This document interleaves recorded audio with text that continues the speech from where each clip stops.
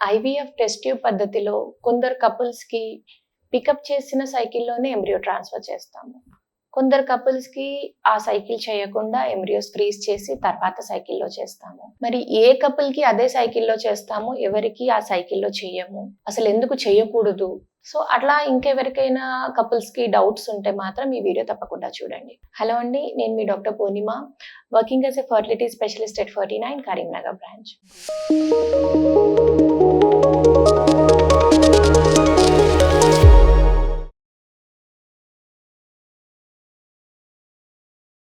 మనం ఏదైతే సైకిల్‌లో ఎగ్ పికప్ చేస్తామో, అదే సైకిల్‌లో ఎంబ్రియో ట్రాన్స్‌ఫర్ చేస్తే ఏమంటామంటే ఫ్రెష్ ట్రాన్స్‌ఫర్ అంటాం. అంటే అదే సైకిల్‌లో చేస్తున్నాం. సెకండ్ సైకిల్ అంటే ఆ సైకిల్‌లో వచ్చిన ఎంబ్రియోస్‌ని మనం ఫ్రీజ్ చేసేసి ట్రాన్స్‌ఫర్ చేయకుండా నెక్స్ట్ సైకిల్ అంటే ఆ వచ్చే నెల ఎప్పుడైతే ఎండోమెట్రియం మంచిగొస్తదో అది వచ్చే నెల కావచ్చు, ఆ వచ్చే నెల కావచ్చు, అది ఎప్పుడైనా రావచ్చు. అలా వచ్చినప్పుడు చేసేదాన్ని ఫ్రోజన్ ఎంబ్రియో ట్రాన్స్‌ఫర్ అంటామనమాట. ఏ కపుల్‌కి ఈ ఆప్షన్ చూస్ చేస్తామన్నది చాలా మందికి ఉన్న డౌట్.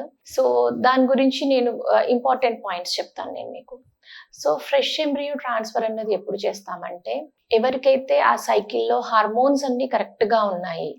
ఈస్ట్రోజన్ బాగా హై లేదు, ప్రొజెస్ట్రాన్ హై లేదు. లైక్ ప్రొజెస్ట్రాన్ లెస్ దాన్ 1.5 ఉండాలి. ఈస్ట్రోజన్ కూడా లెస్ దాన్ 3000 అలా ఉండాలి. మిగిలిన ఎండోమెట్రియం బావుంది. పాలిప్స్ ఏమీ లేవు. ప్లస్ పికప్ తర్వాత పేషెంట్ రికవరీ కూడా చాలా ఇంపార్టెంట్. చాలా మంది పికప్ తర్వాత కొందరు 2, 3 డేస్‌లో రికవర్ అవుతారు. కొందరు 1 వీక్‌లో రికవర్ అవుతారు. వాళ్ళ హెల్త్ స్టేటస్‌ని బట్టి ఒక్కొక్కరు ఒక్కో రకంగా రికవర్ అవుతారు. సో, అట్లాగా పేషెంట్ ఒకవేళ డిలేడ్‌గా రికవర్ అవుతుంది. కొంచెం నీరసంగా ఉంది.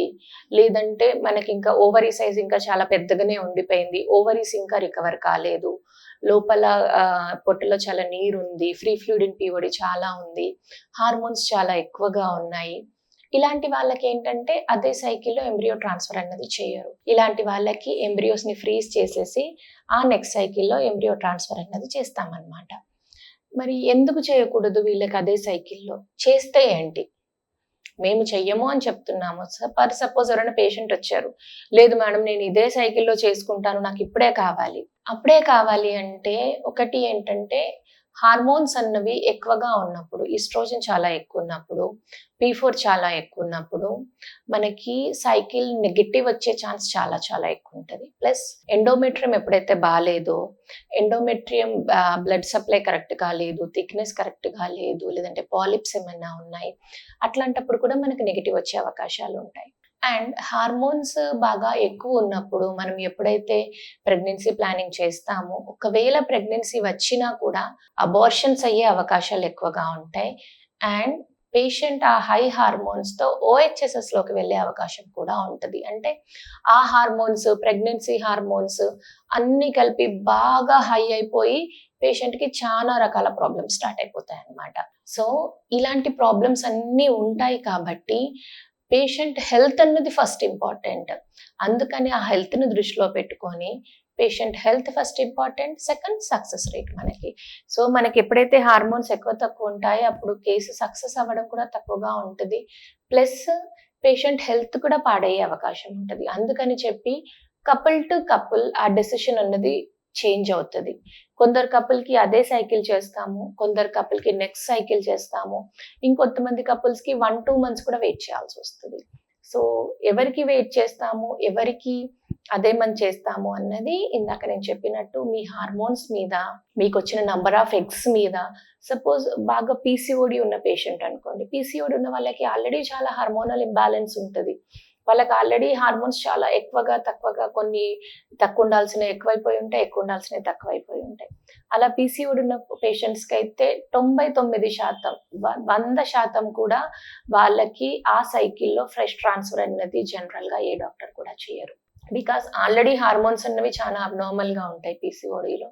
అలా అబ్నార్మల్‌గా ఉన్న పేషెంట్స్‌కి మనం చేస్తే ఒకటి నెగెటివ్ వచ్చే అవకాశాలు ఎక్కువ. రెండవది ఓహెచ్ఎస్ఎస్, నేను ఇందాక చెప్పినట్టుగా ఓహెచ్ఎస్ఎస్ అనే రిస్క్ కూడా బాగా వచ్చే అవకాశాలు ఉంటాయి.